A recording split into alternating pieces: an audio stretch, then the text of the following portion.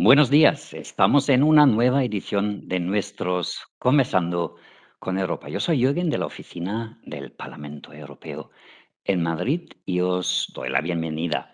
Hoy, con motivo del Día Internacional contra la Homofobia, la Transfobia y la Bifobia, tenemos con nosotros a Soraya Rodríguez, que es eurodiputada de Renew Europe y con quien vamos a abordar las estrategias de la Unión Europea para promover la igualdad en este ámbito.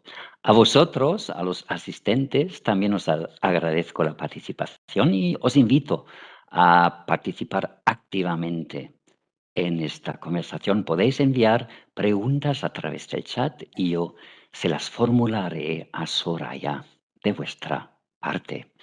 Soraya, tú eres una eurodiputada bastante conocida. Tienes una dilatada trayectoria política y has desempeñado diversas responsabilidades a nivel local y estatal y europeo, entre ellas las de secretaria de Estado de Cooperación Internacional y presidenta de la Comisión Mixta del Congreso y el Senado para la Unión Europea.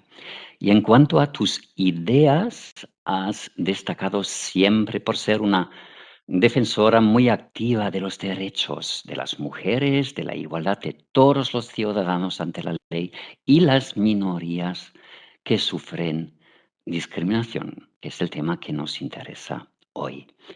En el Parlamento Europeo tú formas parte de dos comisiones, si no me equivoco, la de Medio Ambiente, Salud Pública y Seguridad Alimentaria y la Comisión de Derechos de las Mujeres e Igualdad de Género. Pero además formas parte del Intergrupo sobre Derechos LGTBI+, y sobre esta materia has ejercido como ponente de un importante informe anual que fue adoptado hace poco en febrero, creo. Seguramente nos hablarás luego de este informe que es muy amplio y analiza las principales políticas europeas sobre derechos humanos, pero quizá podamos adelantar ya que los eurodiputados habéis constatado en este informe que con la pandemia la discriminación que sufre la comunidad LGTBI ha aumentado. Además, Soraya, tú dando buena muestra de tu preocupación por enfocar las problemáticas de manera global y no solo europeo, has peleado en el Parlamento en favor de comunidades LGTBI muy alejadas de nuestra realidad europea, como la de Uganda, una de las más castigadas, creo. Por todo ello, tienes un conocimiento bastante amplio de la materia, así que te agradezco una vez más de corazón que durante la próxima hora nos vayas a hablar de este tema y sin más preámbulos, te cedo la palabra ya. Gracias, Soraya. Pues muchas gracias. Muchísimas gracias por la invitación a este interesante evento que, como muy bien has señalado, ¿no? En el Día Internacional contra la Homofobia, la Transfobia y la Bifobia.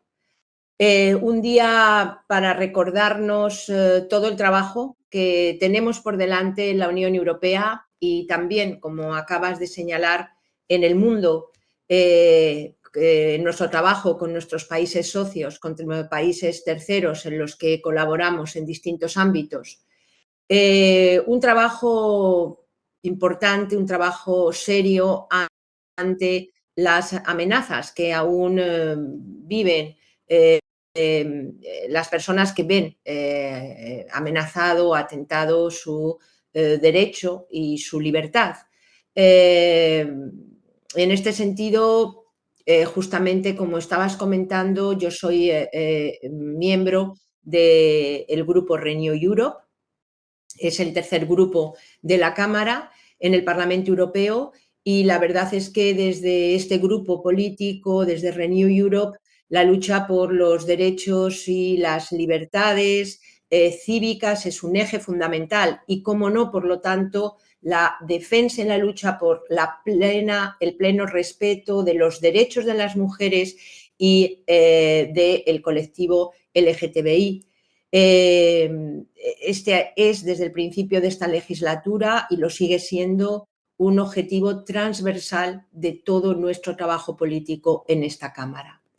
Pero además también soy miembro del intergrupo parlamentario europeo sobre derechos LGTBI. Los intergrupos parlamentarios, que imagino que bueno, las personas que nos escuchan lo saben, pero para aquellos que no, son, digamos, agrupaciones voluntarias, ¿no? Intergrupos voluntarios donde formamos parte parlamentarios de distintos grupos políticos con el único objetivo de trabajar en una materia con la que especialmente estamos comprometidos. Y esto es lo que sucede en el intergrupo del Parlamento Europeo sobre los derechos LGTBI. En este intergrupo, desde el principio, establecimos trabajar en 5 prioridades. La libertad de movimiento para las personas LGTBI, en la Unión Europea, el seguimiento del trabajo de la Comisión Europea. En tercer lugar, la lucha contra la discriminación. En cuarto lugar, garantizar los derechos de las personas transgénero e intersexuales. Y en quinto lugar, los derechos humanos en el trabajo de la Unión Europea. En este sentido, efectivamente, también como miembro de la Subcomisión de Derechos Humanos del Parlamento, pues hemos tenido y he tenido ocasión de denunciar ante la Cámara, de presentar urgencias ante las situaciones dramáticas que viven muchas personas en algunos países terceros con los que colaboramos y a los que tenemos que exigir el pleno respeto de este colectivo. Volviendo a lo que decía al principio, al día de hoy, al día que hoy reivindicamos, es un momento también que tenemos que dedicar a la reflexión y a la reflexión sobre los desafíos y las oportunidades que tenemos para cerrar las brechas de desigualdad y abogar de una manera más estratégica y comunicar mejor sobre los retos que tenemos hoy por delante pensando en las personas LGTBIQ en la Unión Europea. Personas que hoy, lamentablemente, se enfrentan también en suelo europeo a una discriminación estructural. Por ello, hoy también es un buen día para recordar que hay 69 Estados miembros de la ONU que todavía criminalizan los actos sexuales consensuados entre personas adultas del mismo sexo. También es un momento para recordar que entre 2008 y 2020 murieron asesinadas 3.664 personas transexuales en el mundo, todas ellas víctimas del odio y los prejuicios discriminatorios. Como recuerda Amnistía Internacional en su informe sobre derechos humanos en Europa y en Asia Central, desde 2021 las personas LGTBI continuaron sufriendo discriminación y violencia en toda la región. Por lo tanto, tenemos que tener esto también en cuenta para tener una visión global y ser muy conscientes del trabajo que tenemos que seguir desarrollando y de cómo la prioridad de la agenda política europea, la igualdad, la lucha contra la discriminación del colectivo LGTBIQ tiene que seguir siendo una prioridad. Este también es un objetivo de este intergrupo parlamentario en el Parlamento Europeo, mantener viva la prioridad en la agenda política ante la situación de discriminación que aún vive este colectivo. Todos los ciudadanos y ciudadanas europeas deberíamos sentirnos seguros en la Unión Europea y tener la libertad para ser nosotros mismos. El 53% de las personas LGTBI en la Unión Europea prácticamente nunca o rara vez expresan de forma abierta que lo son. Nadie debería sentir la necesidad de ocultar su identidad para evitar la discriminación o el odio en la Unión Europea. Este es el mayor mensaje que creo que debemos lanzar hoy. Nadie debe sentir miedo de expresar libremente su identidad, de expresar libremente lo que siente, cómo quiere vivir y con quién quiere vivir y compartir su vida. Tenemos que ser conscientes que la fortaleza de nuestro proyecto político, del proyecto político de la Unión Europea, nace de la unidad en la diversidad. Nace del respeto a la libertad, a la dignidad humana, a la igualdad y a la no discriminación. Estos son valores esenciales y derechos fundamentales de la Unión Europea. Estos derechos fundamentales, estos valores, están consagrados en los tratados de la Unión Europea, están consagrados en la Carta de Derechos Fundamentales y el Convenio Europeo de Derechos Humanos. Por lo tanto, a continuación quiero decir que ningún Estado miembro puede desconocerles. Sin embargo, sabemos que no es así. Las cosas no van tan bien como deberían, y esta es una realidad. En la encuesta de 2019, la Agencia de Derechos Fundamentales de la Unión Europea constató que en realidad la discriminación en la Unión Europea por motivos de orientación sexual, identidad, expresión de género, estaba aumentando. El 43% de las personas LGTBI declararon haberse sentido discriminadas en 2019. El 43% en 2019, frente al 37% que lo declararon en 2012. Este es un índice ciertamente preocupante. Desde 1999, la Unión Europea dispone de competencias para actuar en casos de discriminación por motivos de orientación sexual. Desde este momento, la Unión Europea ha adoptado legislación y ha adoptado medidas para ampliar la protección jurídica y social de las personas LGTBI. Sin embargo, el ámbito de aplicación de las disposiciones que abordamos desde la Unión Europea está limitado y no abarca aspectos tan importantes y esenciales como la protección social, la atención sanitaria, la educación, el acceso a bienes y servicios, lo que efectivamente con legislaciones nacionales que son restrictivas en este campo deja a muchas personas en una situación de vulnerabilidad. Además, la competencia de la Unión Europea no se extiende al reconocimiento del estado civil o familiar. Y en este ámbito, como muchas de las personas que nos están escuchando, las normativas conocen, las normativas nacionales varían. Y la situación y el estatus jurídicos que se ofrecen, por ejemplo, a los matrimonios de personas del mismo sexo, pues son muy diferentes y variables en el reconocimiento y protección en los distintos Estados miembros.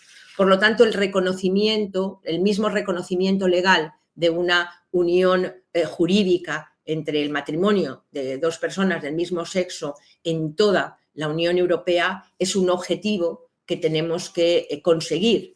Ya hay algunas sentencias del Tribunal Europeo que son absolutamente claves para este objetivo.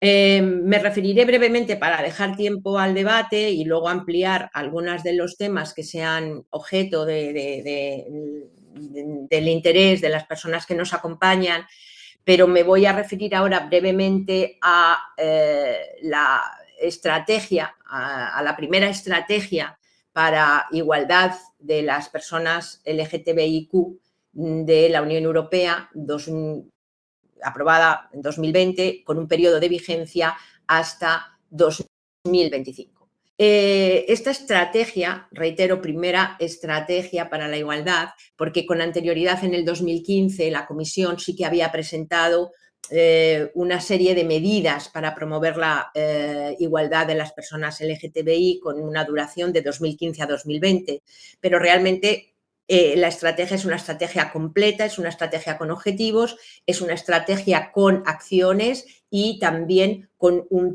objetivos plasmados en el tiempo. Por lo tanto, es muchísimo más completa que el documento con el que contábamos antes.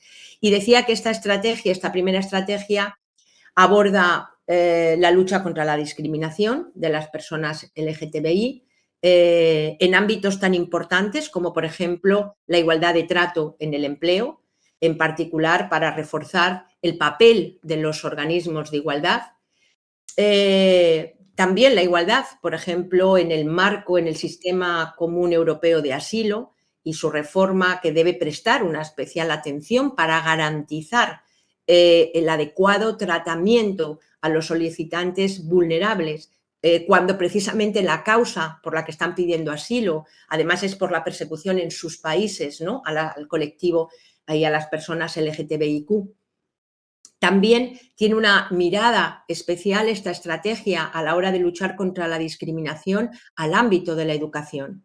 No podemos olvidar que tenemos datos de la Agencia Europea de Derechos Fundamentales en las que se revela una cifra muy dura, ¿no? Y es que el 51% de los encuestados entre 15 y 17 años en la Unión Europea señaló que había sufrido intimidación en el centro escolar a causa, efectivamente, de su identidad.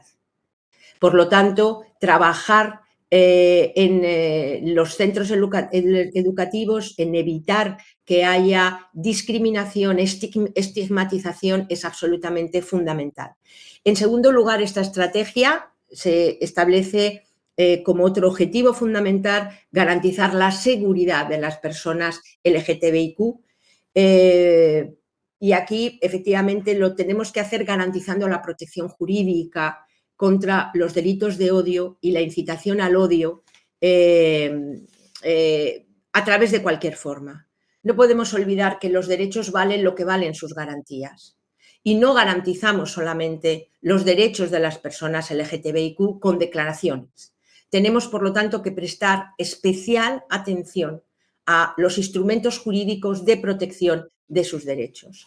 Y, desde luego, protegernos de los discursos de odio, de los discursos que quieren estigmatizar, es absolutamente necesario. Luego sí hay un proyecto fundamental que es incluir, es decir, modificar el tratado, el artículo 83, para colocar como eurocrimen los delitos de odio. En este artículo 83 están los delitos que son delitos transnacionales, que no tienen fronteras. Y, desde luego, el delito de odio es claramente un delito transnacional. Por lo tanto, modificar este tratado e incluir los delitos de odio en los eurocrímenes, en la lista de eurocrímenes, me parece que es absolutamente necesario y una base fundamental para poder trabajar en esta protección jurídica a la que me estaba refiriendo. En tercer lugar, el objetivo es la creación de sociedades inclusivas.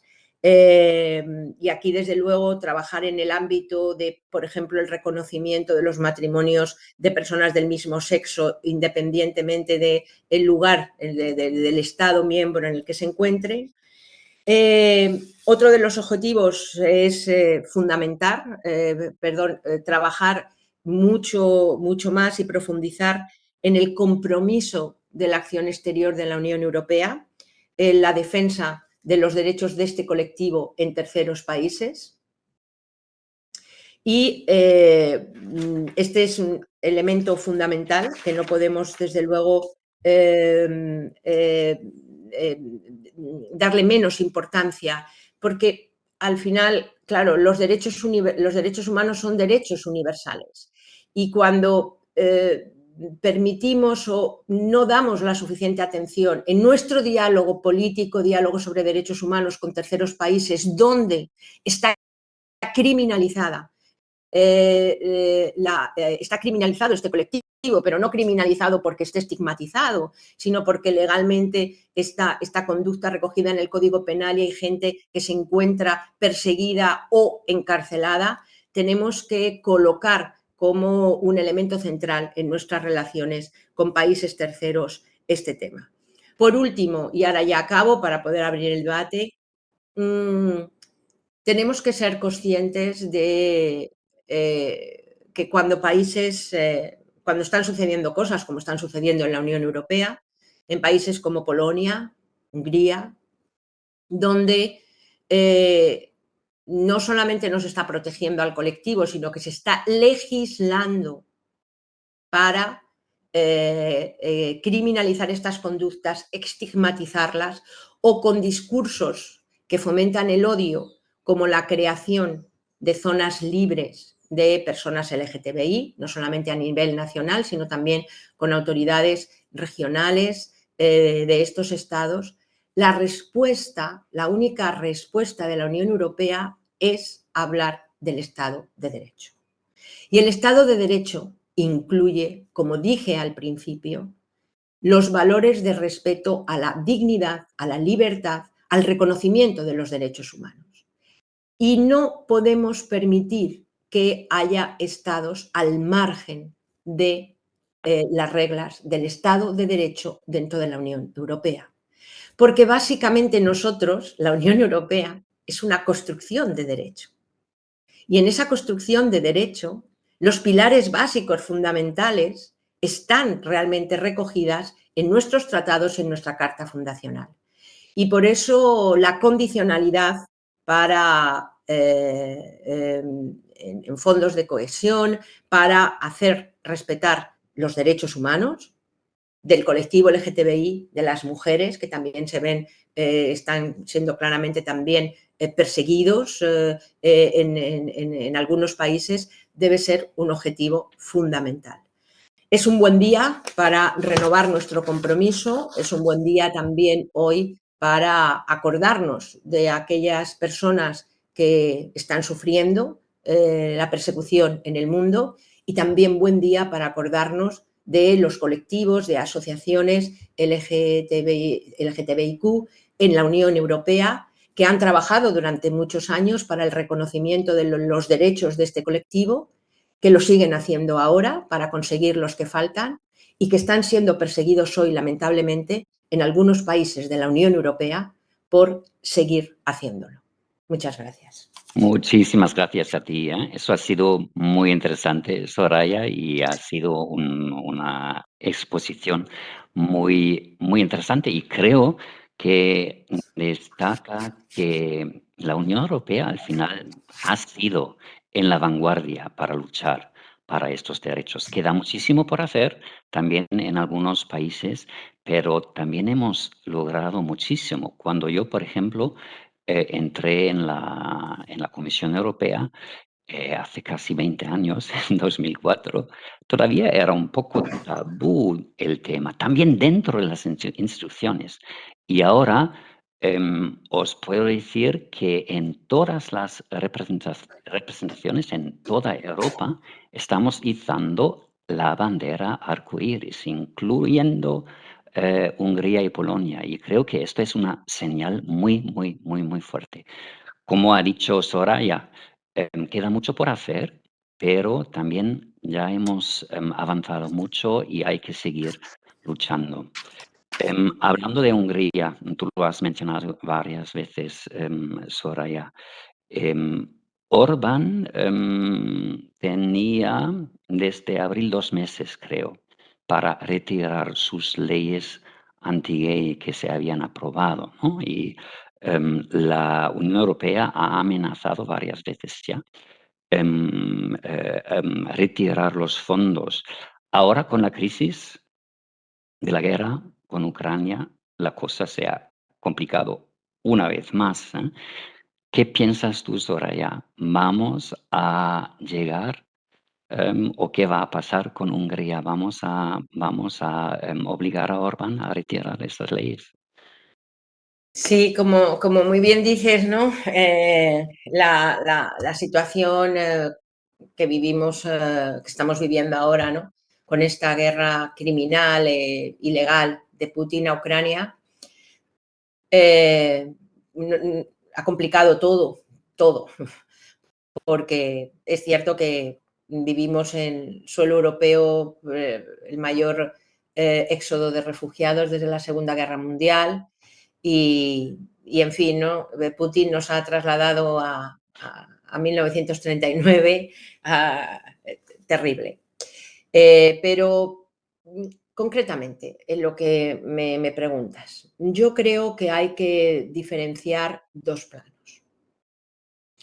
El primero es por qué la Unión Europea, la Comisión, perdón, y a petición del Parlamento, establecemos que tiene que haber una condicionalidad sobre el Estado de Derecho, porque no podemos establecer que el cumplimiento, por ejemplo, de condiciones macroeconómicas puedan tener más importancia que el respeto sobre los valores fundamentales, las libertades cívicas, derechos humanos de los ciudadanos de la Unión Europea.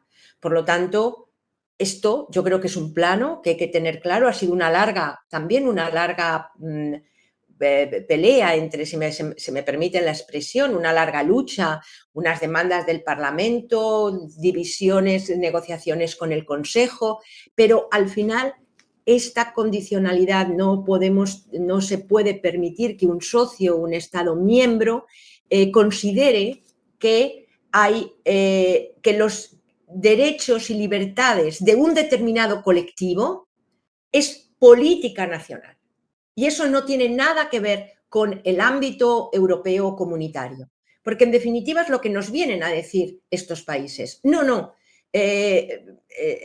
los derechos del colectivo LGTBQ o los derechos de las mujeres, el tema de la salud sexual y reproductiva, pertenecen a mi política doméstica, a mi política nacional. Y eso no tiene que ver nada. Eso ya lo hemos superado, eso queda claro que no es posible. Y por lo tanto, eso debe mantenerse.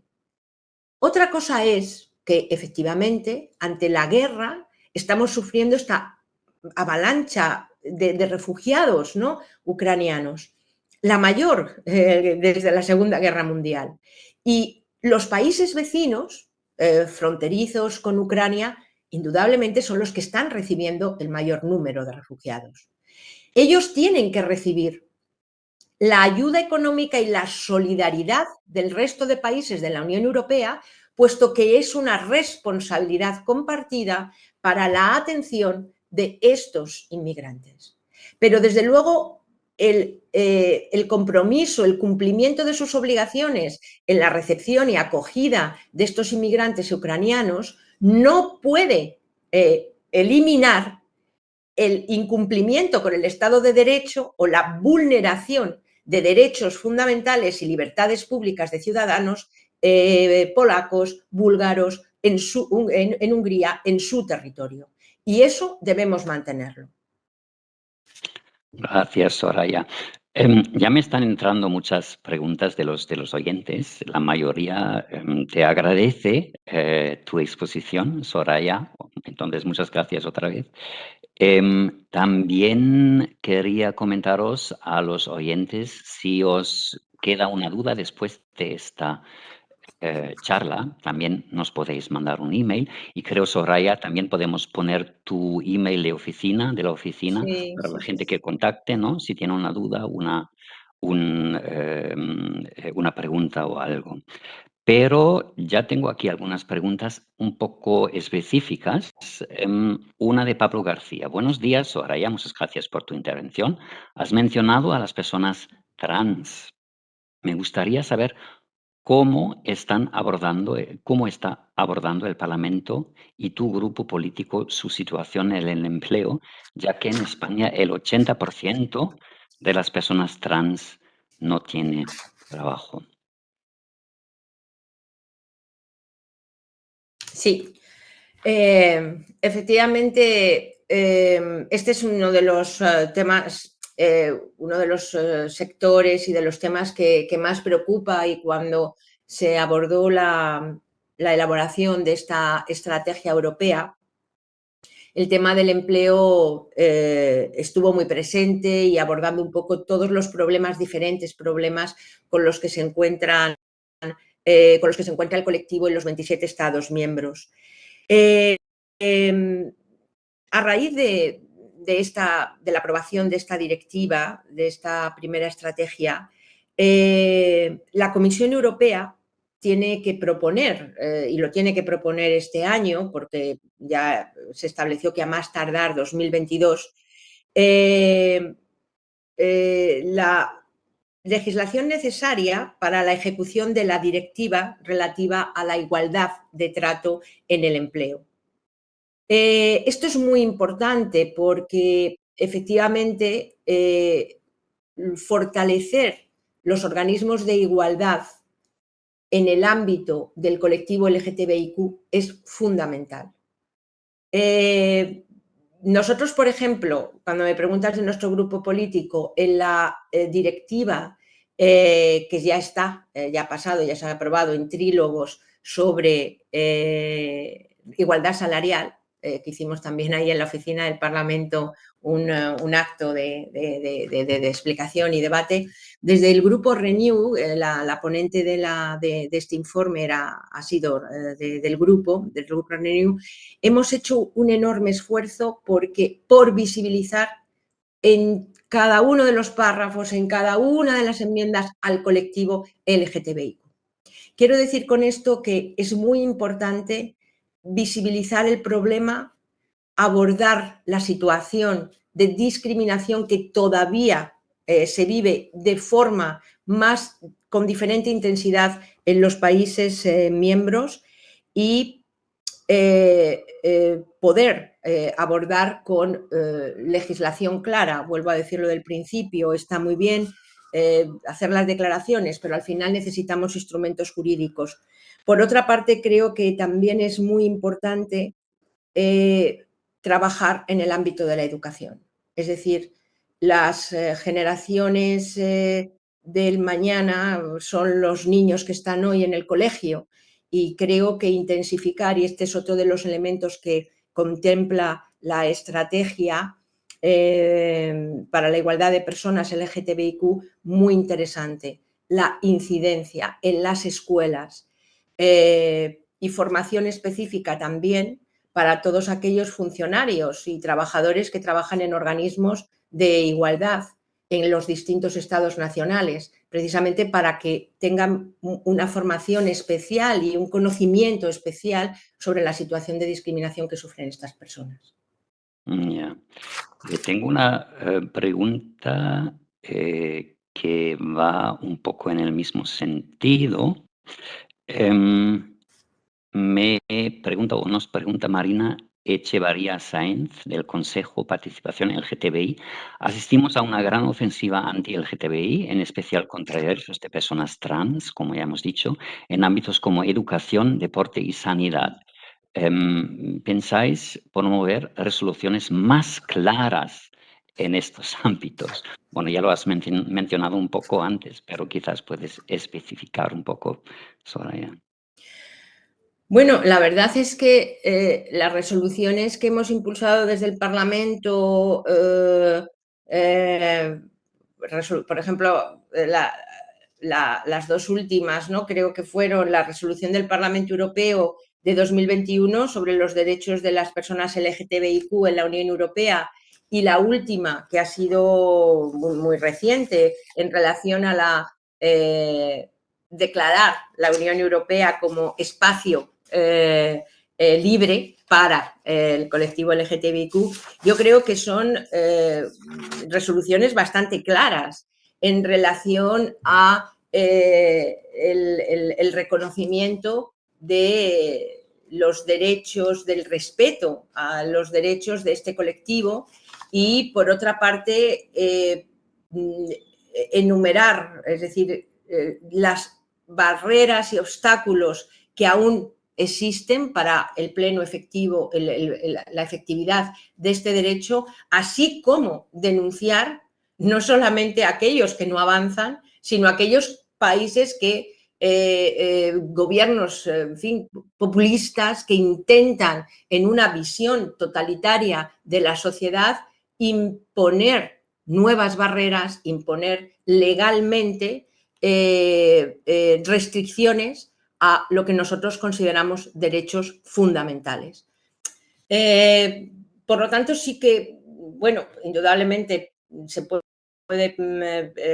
pero creo que en este sentido el lenguaje de nuestras resoluciones en este sentido de defensa del colectivo, de defensa de los activistas, de denuncia de las vulneraciones de los derechos, de denuncia de las marchas, de pasos hacia atrás que se dan, digamos que no es un lenguaje de cartón, como se suele decir cuando se habla del lenguaje europeo, el lenguaje de los políticos. Me parece que son resoluciones bastante claras, ¿no? Que no dejan duda sobre qué entendemos por el pleno y efectivo derecho del colectivo LGTBQI, que es efectivamente el pleno efectivo de lo que consideramos derechos humanos. Ya, yo creo también que el lenguaje de la nueva estrategia 2020 a 2025 está muy clara también, ¿no? Porque contiene muchísimas medidas y si queréis también os podemos meter el link de esta estrategia.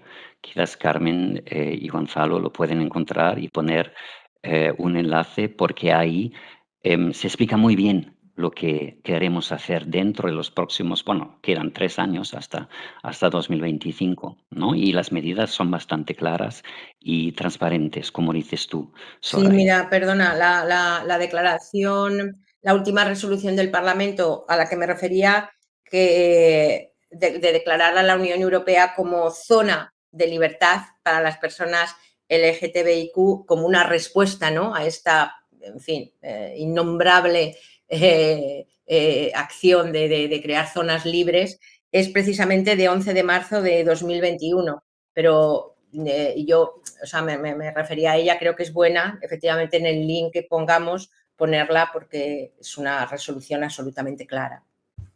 Perfecto, perfecto. Tengo una pregunta de Sara del Olmo, que es presidenta de GALEGI, Asociación Estatal de Familias LGTBI. Sara nos dice gracias por permitirnos estar aquí y la pregunta, dado que el 50% de personas LGTBI pues, sufren acoso escolar, se habla en Europa de la educación básica en conocimiento y, por tanto, respeto a la diversidad, no como materia transversal, sino troncal desde educación infantil a secundaria. Y sigue Sara como la clave de la prevención del bullying y la LGTBI-fobia en las aulas. Por ejemplo, Escocia lo tiene implantado en el currículum desde hace unos años y los resultados son claros en el papel de la prevención de delitos de odio. Es muy específico, Soraya, no sé si... Sí, no, lo que efectivamente lo que se establece en la estrategia eh, es la necesidad de comprometer a los Estados miembros en que en los currículums escolares de los Estados miembros cuya competencia es una competencia nacional, se tenga muy presente la educación en valores, en respeto, de todos los derechos y se tenga también un trabajo especial con el colectivo, con los derechos de las personas del colectivo LGTBQI. ¿Por qué? Porque efectivamente, como decía, hay algunos datos que son verdaderamente desoladores de la situación de discriminación, de estigmatización y de bullying que sufren hoy en día en territorio europeo y en escuelas europeas niños y adolescentes. Antes me refería a ese dato, ¿no? Entre más del 51% entre encuestados de 15 y 17 años que señaló haber sufrido intimidación escolar. La verdad es que muchas veces los datos les decimos y bueno, parece que les soltamos y que ya está. Pero si nos detenemos un momento, cuando estamos hablando de la Unión Europea, de estados democráticos, de muchos países donde llevamos un amplio recorrido en el reconocimiento de los derechos y libertades en sociedades abiertas, en sociedades inclusivas, donde, como en el caso de España, está uno de los países que reconoció el matrimonio entre personas del mismo sexo, que nos parece, ¿no?, que todo lo tenemos hecho. Si pensamos en esta cifra, 51% es una cifra enorme.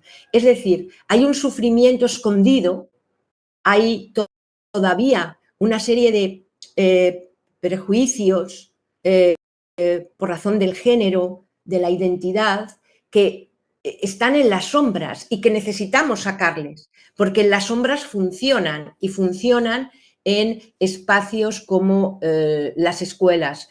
Por lo tanto, lo que dice la estrategia es que hay que trabajar mucho para que los estados se comprometan en esto, y que la educación es un elemento básico, de transformación en sociedades futuras. A mí me preocupa mucho, la verdad, que haya un número importante de jóvenes que deberían, es decir, que han vivido, no que deberían, que han vivido ya en sociedades mucho más donde la identidad de género, la elección de tu propia pareja, de cómo y con quién quieres vivir, se ha normalizado mucho, y sin embargo están ahora apoyando ideologías que tienen que se están abriendo camino, y camino electoral muy amplio en muchísimos estados miembros, que precisamente vienen a imponer su idea totalitaria sobre el modo de organizarnos, sobre la estructura pública y sobre la vida familiar, sobre la vida privada. Es decir, vienen a decirle a una persona que debe consagrar su vida a vivir conforme a sus principios, a los valores de otro, no a los suyos, y que lo ven con normalidad. Esto sí que me preocupa. Por lo tanto, tiene mucha razón Sara, hay que trabajar mucho más de lo que lo estamos haciendo en las escuelas. Muchas gracias, Soraya. Veo mucha discusión también entre los participantes. Sois muy activos. Muchas gracias por eso también. Vamos a pasar de los jóvenes a los mayores. Tengo una pregunta de Federico Armenteros, que es presidente de la Fundación 26 de diciembre y trabaja con los mayores diversos. Federico dice, gracias por darnos la palabra y la presencia en esta conversación. No nos podemos olvidar de nuestra memoria, los mayores, su cuidado especializado, ya que no se está atendiendo, situándolos en una situación vulnerable. Em, ¿Estamos haciendo algo también para los derechos de las personas mayores en todo este conjunto de medidas, Soraya? La verdad es que, claro, la estrategia mira al futuro en el ámbito de las personas mayores. Yo creo que lo que más lo que realmente, ¿no?, les podría afectar mucho más de esta estrategia es en el ámbito del reconocimiento jurídico de las situaciones relacionadas a su reconocimiento de pareja de hecho, y por lo tanto situaciones de reconocimiento de pensiones como pareja de hecho conviviente cuando no han podido mantener, o realizar un matrimonio porque no estaba permitido. Creo que en este ámbito, todo lo que la estrategia establece en el ámbito del reconocimiento europeo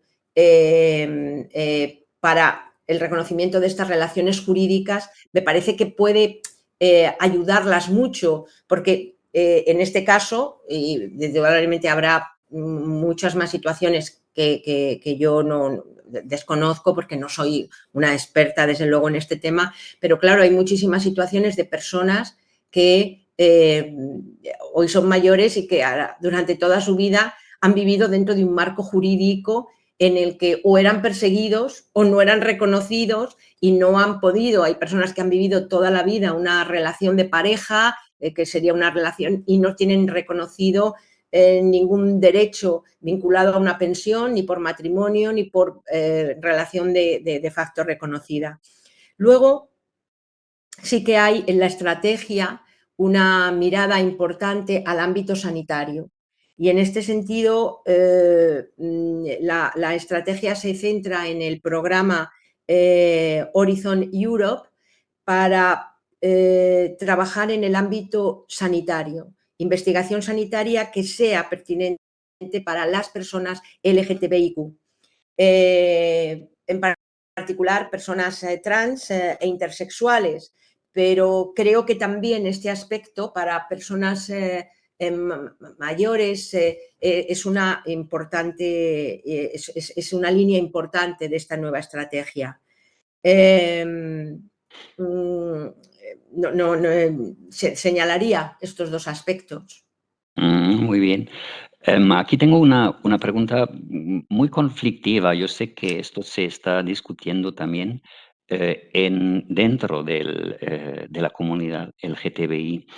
Nos pregunta Javier de SNH. Buenos días, Soraya. Nos gustaría saber los avances en derechos reproductivos para las familias LGTBI+. En Europa sabemos que Francia ha legislado la PMA y que Irlanda o Malta regularán la gestación subrogada este año junto con Portugal. ¿Qué avances se dan en Europa? Yo sé que es una pregunta muy difícil. ¿Hay un consenso dentro del Parlamento? Soraya, ¿puedes decirnos No, algo? no le hay. Mm, Es una posición en relación a la gestación subrogada. Si concretamente me preguntas sobre esto, no, mm, no la hay. Hay una, yo me atrevería a decir que dividido al 50% ya. y con divisiones transversales en todos los grupos. Lo que sí que ha habido, o sea, lo que sí que trabajamos dentro del Parlamento y dentro también concretamente de la estrategia a la que me he referido y del grupo es a un reconocimiento del reconocimiento de la relación jurídica en el ámbito de los matrimonios de personas del mismo sexo, lo que dijo von der Leyen en su discurso inaugural. Un matrimonio es un matrimonio en cualquier país de la Unión Europea. En el ámbito también de las relaciones paternofiliales, en el ámbito de las adopciones y por parejas del mismo sexo o del reconocimiento de filiación de hijos nacidos en el seno de parejas del mismo sexo. En el ámbito de la subrogación no, bueno, no es competencia de la Unión en este caso y sí que al respecto la pregunta que me hacías directamente sobre si hay una mayoría en relación a una legislación de una manera o por otra vía, sinceramente y honestamente no la hay. Y se refleja en muchísimas votaciones que no se vota exactamente sobre esto, pero bueno, sobre distintos temas se meten enmiendas y se refleja día a día en esas votaciones, donde yo sí que me atrevería a decir que hay prácticamente un 50% y transversal. Gracias por contestar a esa pregunta difícil de manera tan clara. Ricardo y otros de los oyentes se refieren a los delitos de odio. Y voy a hacer solo una pregunta acerca de este tema.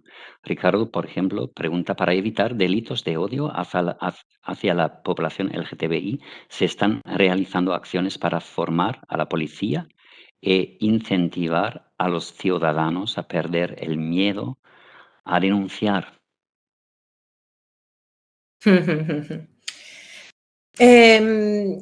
Sí, la inclusión de los delitos de odio en el artículo 83 del tratado como eurocrimen. Es muy importante desde un punto de vista jurídico porque te da base jurídica para legislar a nivel europeo. Por lo tanto, nosotros siempre, es decir, siempre que se hace un reglamento, una directiva, necesitamos una base jurídica. El que esté ahí es importante para legislar al respecto, pero además tiene una importancia social de concienciación brutal. Y es que cuando hablamos de delitos de odio estamos hablando de algo que no son opiniones, sino que efectivamente está fomentando la realización, el que se promuevan, se realicen delitos contra determinados colectivos. Esto es de lo que hablamos cuando hablamos de delitos de odio. Y efectivamente, esta pregunta, esta reflexión es muy importante cuando se habla de la formación. Formación de agentes, no solamente policiales, sino, digamos, de todo el circuito de protocolo que debe atender o que debe asistir a personas que han sido víctimas de una acción de odio violenta, física o psíquica. Tiene que haber una formación especial, porque no solamente nos hemos dado cuenta, y bueno, si nos hemos dado cuenta, se ha verificado por distintos estudios, el que no hay un protocolo europeo homogéneo de cómo tratar, por ejemplo, tratar a una víctima de odio, sino que hay situaciones claramente diferentes en los estados de la Unión, porque todavía sigue habiendo equipos policiales que no solamente no ayudan o favorecen la presentación de una denuncia, sino que intentan que la víctima desestime, no ponga esa denuncia. A mí me recuerda mucho en el caso, por ejemplo, de España, que es donde yo trabajé en el ámbito de atención a mujeres víctimas de violencia, en las casas de acogida hace muchos años, cuando las empezamos a abrir. Y yo recuerdo que una de nuestras batallas era trabajar en las comisarías con los policías que no recogían las denuncias de víctimas de violencia y que les decían además que era mejor no ponerlas porque las consecuencias que vendrían después de la denuncia serían perjudiciales para la víctima. Esto se está viendo hoy en países europeos, donde no solamente no se atiende debidamente, sino que se dice mejor no denuncies, porque pueden tener consecuencias peores si denuncias, si esto se conoce, y esto es fundamental. Entonces hay que tener una atención, una preparación específica y desde luego el objetivo de la Unión Europea debería ser llegar a tener un protocolo homogéneo que incluya no solamente las comisarías, sino que incluye también los hospitales que reciben a la víctima, centros de asistencia y que puedan funcionar con un circuito mínimo homologable en la Unión Europea.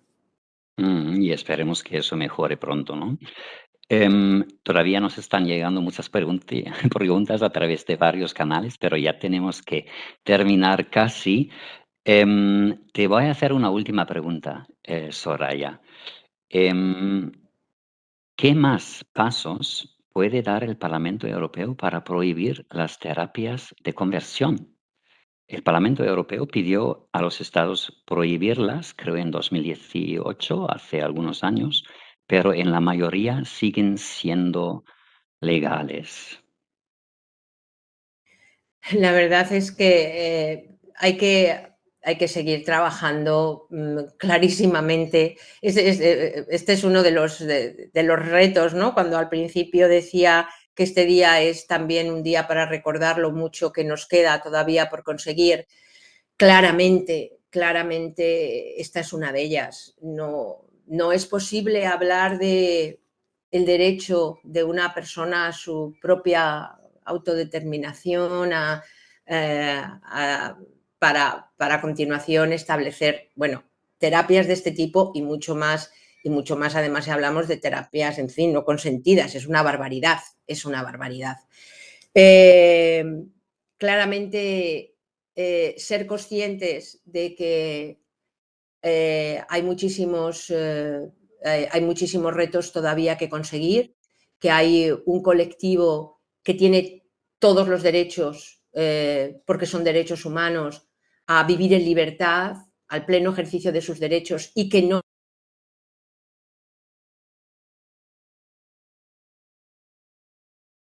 Soraya, se te ha ido el sonido.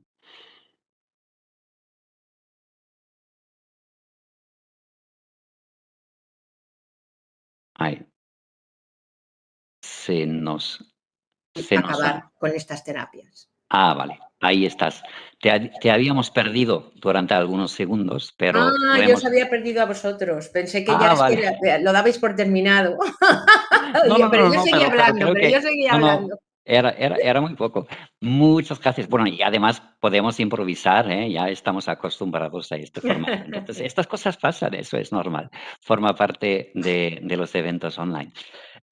Muchísimas gracias a todos los oyentes, primero. No he podido hacer todas las preguntas, pero como ya os he dicho, podéis hacer las preguntas, mandar las preguntas a nosotros o también a Soraya directamente, si permites, Sí, Soraya. También muchas gracias al equipo Media Luna y a mi equipo, a Carmen y a Gonzalo, que han trabajado en este evento y sobre todo muchas gracias a ti, Soraya. Yo sé que es un tema complejísimo porque aborda casi todos los temas, una gama muy amplia de temas sociales y es muy difícil conocer todos los detalles y todos los entresijos de todos los temas vinculados a bueno, a la lucha para los derechos LGTBI, pero lo has hecho fenomenal y espero volver a verte aquí en el Conversando Online o quizás también en un Conversando esencial. presencial en Madrid. Muy Entonces, mil bien. gracias, Soraya, y que tengas un Venga, buen día. un placer haber estado con vosotros. Hasta luego, Y, muchas y gracias. buen día a todos. Chao. Gracias.